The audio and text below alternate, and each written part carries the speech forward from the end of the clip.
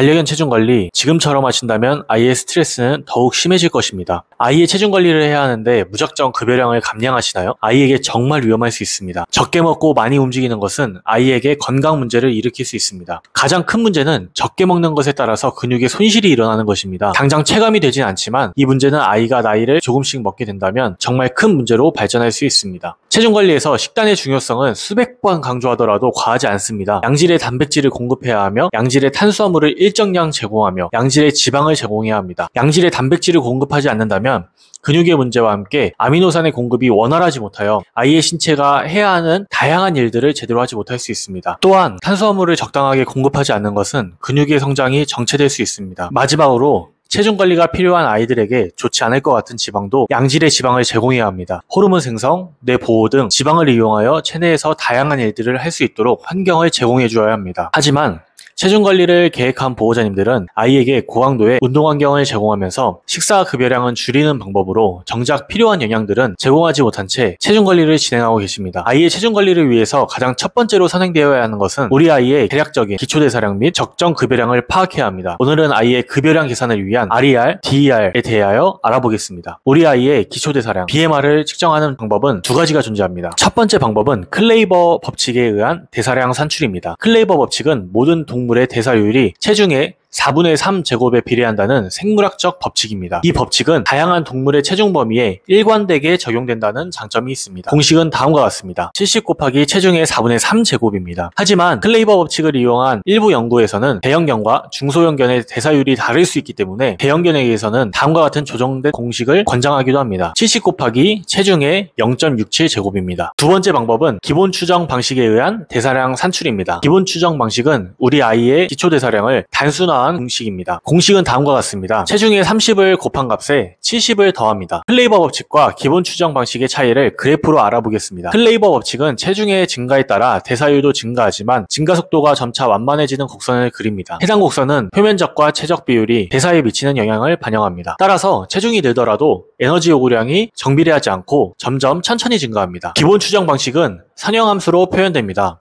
체중이 증가할 때마다 일정 비율로 에너지 요구량이 정비례합니다. 우월한탄산에서는 아이들의 생활환경에 따른 조정이 필요하며 추가적으로 다음에 나오는 두 가지의 이유로 기본 추정 방식을 사용합니다. 첫 번째 이유는 1kg 미만 소형견의 성장기 에너지 요구를 반영하기 위함입니다. 두 계산 차이의 방식은 1kg 이하 소형견과 20kg 이상의 대형견에서 뚜렷하게 나타납니다. 대부분 1kg 미만 아이들은 생후 1년이 안 된 성장기 강아지이기 때문에 몸집이 작아도 많은 에너지와 영양이 필요합니다. 하지만 클레이버 법칙은 성장기 아이들의 에너지 요구를 현실적으로 반영하지 못할 가능성이 있기 때문에 기본 추정 방식을 채택하였습니다. 두 번째 이유는 극단적 상황에 있는 아이의 환경을 고려하기 위함입니다. 클레이버 법칙은 표면적과 최적 비율이 대사에 미치는 영향을 반영하기 때문에 세밀한 계산이 필요할 때에는 클레이버 법칙이 더 유리하다고 알려져 있습니다. 하지만 저체중 및 비만 등 극단적인 상황에 있는 아이의 환경을 반영하지 못하고 단지 표면적과 최적 비율이 대사에 미치는 영향을 반영하기 때문에 우월한탄산은 기본 추정 방식을 채택하였습니다. 기초대사량과 RER은 같은 개념으로 보시면 좋습니다. RER은 아이가 아무런 활동 없이 쉬고 있을 때 소모되는 에너지이며 아이의 진짜 급여량을 파악하기 위해서는 DER, 즉 하루 요구 에너지를 산출해야 합니다. DER을 구하기 위한 공식은 다음과 같습니다. 산출된 RER에 성장계수를 곱합니다. 기본적으로 잘 알려진 DER을 구하는 성장계수 방식은 다음과 같습니다. 중성화한 성견 1.6,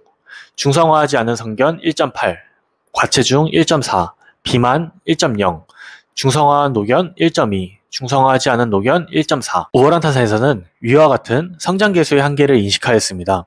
단순한 숫자만으로는 아이의 개별적인 특성이나 생활환경을 충분히 반영하지 못하기 때문입니다. 따라서 우월한탄산은 기본 추정 방식으로 산출한 RER을 기반으로 아이의 생활정보에 맞춘 맞춤형 계수를 고안해내었습니다.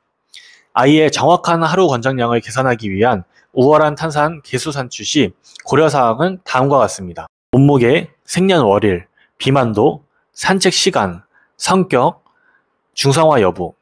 위의 6가지 요소를 조합하여 아이의 생활 패턴과 신체 상태에 맞는 권장 급여량을 산출합니다. 이로써 아이마다 보다 더 세분화되고 개별화된 맞춤형 권장 급여량 산출이 가능해집니다. 추가적으로 체중관리 중에는 2주에 한 번씩 체중을 측정하고 아이의 환경 변화와 6가지 핵심 정보의 변화를 관찰해야 합니다. 우월한탄산 맞춤형 계수는 아이의 개별적인 정보를 세밀하게 반영하기 위해 설계되었습니다. 우월한 탄산 맞춤형 개수를 설명하기 위해서는 다양한 사례별 예외 상황과 분기 처리가 필요하기 때문에 해당 내용은 추후에 별도의 영상으로 따로 제작하여 설명드리겠습니다. 체중 관리는 체계적으로 진행되어야 건강하고 안전한 결과를 만들어낼 수 있습니다. 앞으로 제가 설명드리는 내용들을 반복하여 학습하신다면 보호자님도 아이도 행복한 체중 관리를 진행하실 수 있을 것입니다. 그럼 다음에는 더 좋은 내용으로 찾아뵙도록 하겠습니다. 감사합니다. 우리의 희망 매일 기대해 한 그릇의